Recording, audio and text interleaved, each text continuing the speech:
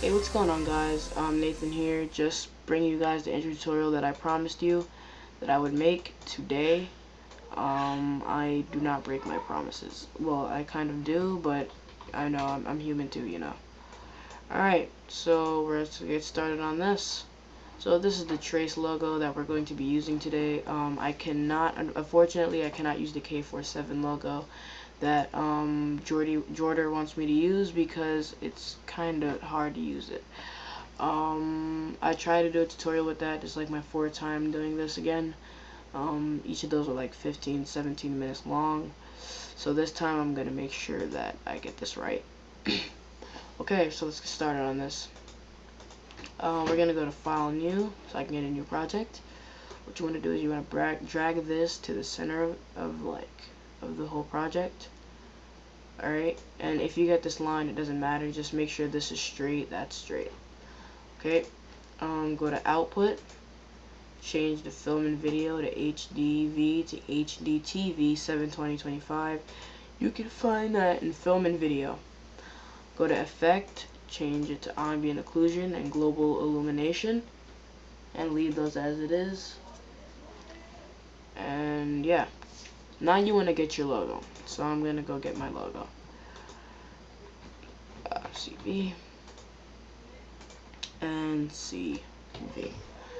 We now have our logo, so I'm going to make sure that this comes out just the way we want it. So there we go. And now our position, set it to 0 so that it goes into the middle of the lines. Okay, and then now that we got it in the middle of the lines, you want to make this smaller because no homo, it's way too big. So make that a little bit smaller. Okay, so you choose the colors that you would like to put on your logo. Today, what shall I use? I will use probably I don't even know what to use. Okay, let's see what these two are. Alright, I think I know what I'm going to use. Let's use a black and blue. Alright, so what you want to do is, sorry I rushed through that. Alright, what you want to do is you want to double click down here, materials, or go to File, New Material, or Control N, whichever you want to do. Now you want to double click this picture down here, you'll get a material editor. Change the color to whatever colors you want. I'm going to do a black and blue, so I pick black. Well, you don't pick black necessarily, alright, because black is way too dark and you're not going to be able to see it. So they kind of pick a dark, or yeah, pick a darker gray. Don't do anything to that. Leave that as it is, and we drag it onto the logo itself. Now you want to get our blue, and you do the same thing, and you get your blue. Might do a brighter blue. You don't have to do everything that I'm doing, but I'm just going to do this for now, and if I do not like it, I will change it.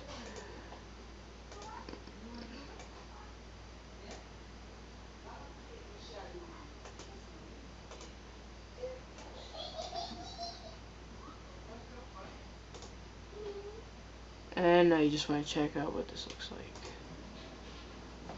Always check and make sure you see what your stuff looks like so that you make sure that everything goes exactly how you want it to look, because you don't want any mistakes in the ending of it.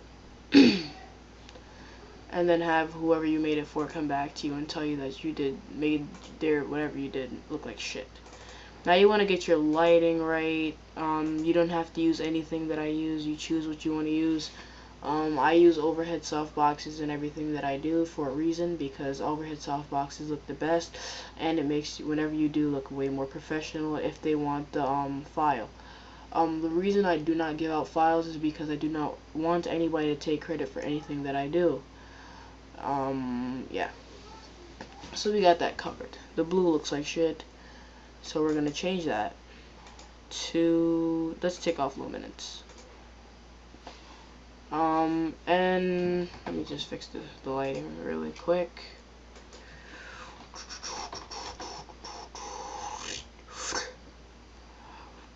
Sorry I do that every time I do something.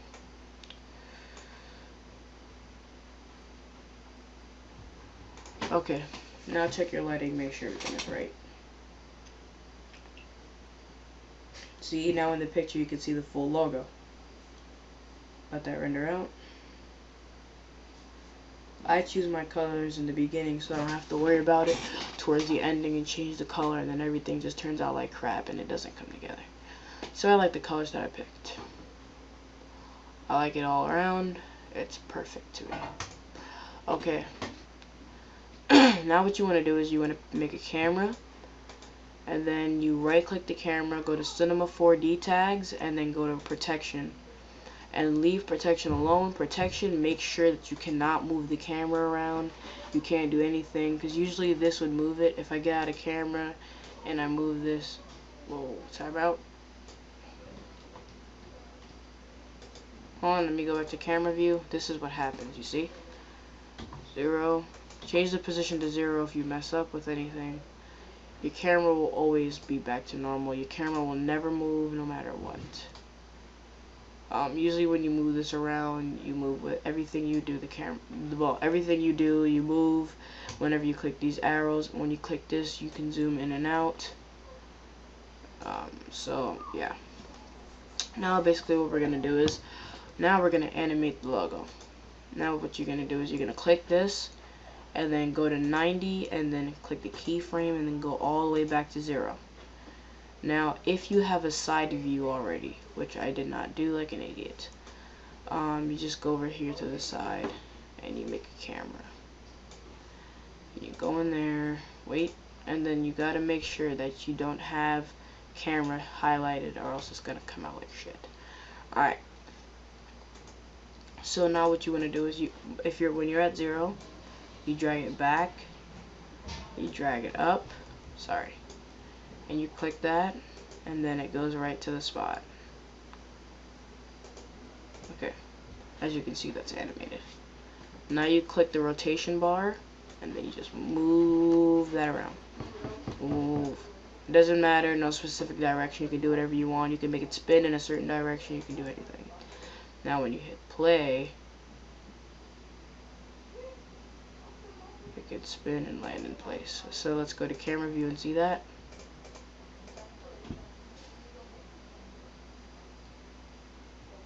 And the trace logo flies in and it stays there. Now what you want to do is you want to go to 120 and hit enter. Actually, no.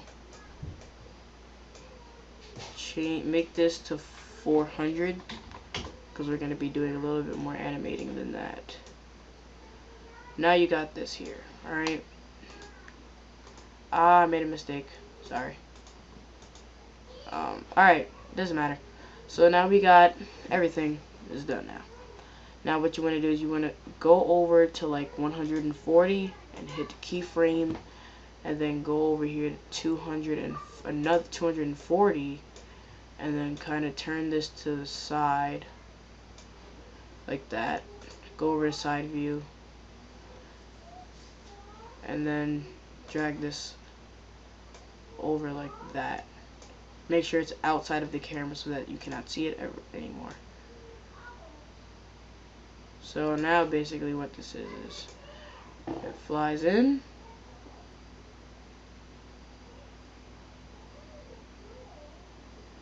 then it waits a couple seconds, and then it twists and flies out. Okay, so that's your animation. You see how easy and simple that? Sorry.